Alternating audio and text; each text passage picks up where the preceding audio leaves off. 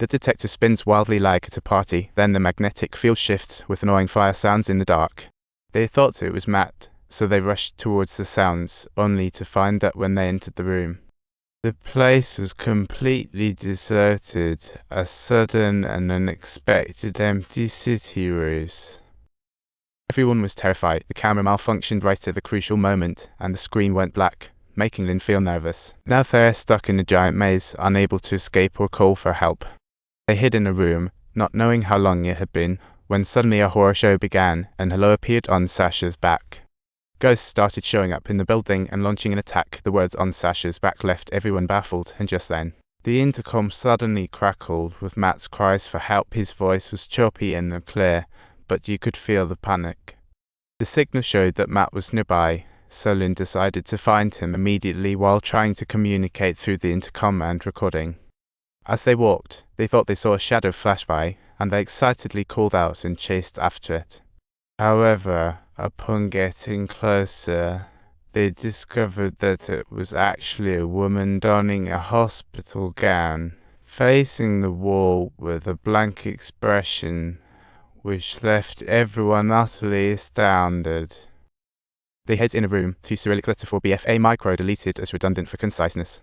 When quiet, they found Houston gone and had no flashlight.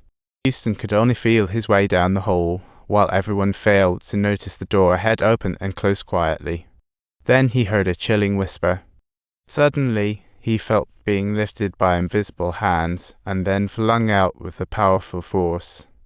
He collapsed to the ground, unable to move, while Lynn was breaking down, wondering how long this situation would last, but he understood. They weren't alone in this place. After entering the building, it had been hours since they had eaten, and hunger along with fear began to gnaw at them. Their all was dulled, and who knows how long they had slept in the dark. When they woke up again, they found a hospital wristband appeared on their hands. The even crazier thing was that the names inscribed on the wristband were precisely theirs. This whole situation was utterly insane. Lynn believed they couldn't simply keep sitting and waiting any longer. While strong, they must seize the only chance to escape right after leaving the room. Sasha noticed all the doors in the hallway were wide open, and in the depths of the corridor came the chilling laughter and footsteps of patients, causing Lynn's heart to race. Was it that all the ghostly patients had come out? Sasha urged Lynn to stop filming. They had to focus on finding the others. But he was still messing around with the camera. Just as those words left her mouth, a hand suddenly wrapped around Sasha's neck from behind, but Lynn was quick to react. He saved Sasha just in time, and the three raced to escape. Just as they got away from danger, they spotted the long missing Matt. He was wearing a ghostly-style hospital gown, curled up in a corner, completely broken. "Are you okay?" "Oh no," the patient recognized them, jokingly murmuring, patient, preschooler crazy syndrome. Goodness, just when they found Matt, strange noises erupted from the room again, so they quickly moved him to another room. They asked him what had happened while he was missing, but Matt's responses were all over the place. "I'm not ready yet, progress is slow." But the patient responded, "I will help you." Clearly, Matt's mind had completely cracked. He seemed to see himself as one of the patients there, panic showing all over his face. The trio sank back into despair, terror washing over them. Subtitles. Sasha suddenly came down with a high fever, and nobody knew when. Subtitles. Suddenly, a multitude of enormous black hands extended from the walls, seemingly inviting them to become boxers, and everyone instinctively switched to escape for survival mode. They had escaped to a room with a bathtub, but the scariest part was that the empty tub was instantly filled with blood. Everyone wanted to skip this bloody party and hurried to escape, but somehow Matt stood in front of the bathtub, staring at it.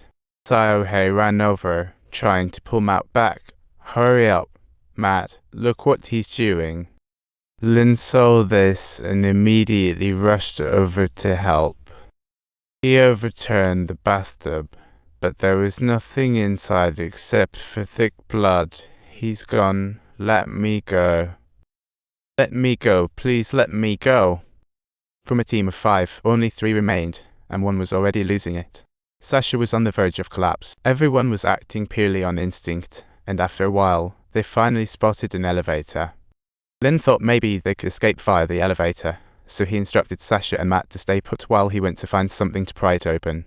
After some searching, he managed to grab a metal pipe from a hospital bed. Just as he was about to return, he noticed something strange on the floor, and upon closer inspection it turned out to be a freshly cut tongue. When he looked up, he saw a hot dog hanging from the ceiling. Lynn's adrenaline shot through the roof, and he quickly ran back. He hurriedly pried open the elevator, but just as they got ready to descend, screams erupted again, and a tunnelist spirit was hot on their heels. Lynn quickly ran to block the door.